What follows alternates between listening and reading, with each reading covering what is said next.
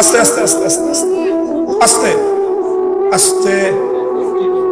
আমি বেশি সাউন্ড দেই তো এই জন্য ওরা সাউন্ড কমায় দেয়, বুঝেন নাই? ওরা চিন্তা করে যা যায় হুজুরের গলার উপর দিয়ে যাক, আমার মাইকটা সেফ থাকে। ওরা বুঝে না যে তত হাজার লক্ষ মাইকের চেয়ে হুজুরের গলার দাম যে বেশি, ওরা বুঝে না। কে বুঝাইবো ওদেরকে বলেন? ওরা মাইকের মায়া করে কিন্তু হুজুরের গলার মায়া করে না। আরে বেটা, তোর দুই একটা মাইকের তার তুল ছিললে এটা তুই রিকভারি পাবি, হুজুরের গলাটা নষ্ট হয়ে গেলে এটা রিকভারি করতে কষ্ট মতো করে।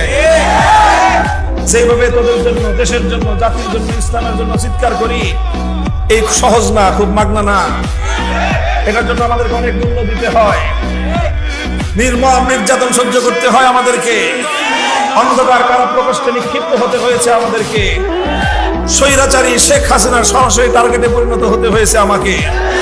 গোটা বাংলাদেশের প্রশাসন, রাষ্ট্রযন্ত্রকে আমার ব্যক্তিগত বিরুদ্ধে ব্যবহার করা হয়েছে, সমস্ত গোয়েন্দা সংস্থাগুলোকে আমার বিরুদ্ধে বেরিয়ে দেওয়া হয়েছে, যেখানে আমার নাম পেয়েছে তছনছ করা হয়েছে। আমার মাদ্রাসা, বাবরি মসজিদ মাদ্রাসা 1 বছরের জন্য সিলগালা করে রেখেছে, মাদ্রাসার ছাত্র শিক্ষক যা পাইছে সব ধরে নিয়ে গেছে। জামিয়া রহমানিয়া শাইখুল হাদিস আল্লামা আজিজুল হক রাহমাতুল্লাহি আলাইহির প্রতিষ্ঠিত মাদ্রাসা, সেই মাদ্রাসা থেকে আমাকে গ্রেফতার করার পরে সেই মাদ্রাসাটাকে স্বৈরাচারী আওয়ামী ফ্যাসিবাদী সরকার দখল করে তারপরে তাদের আস্থাভাজন লোকদের হাতে তুলে দিয়েছে।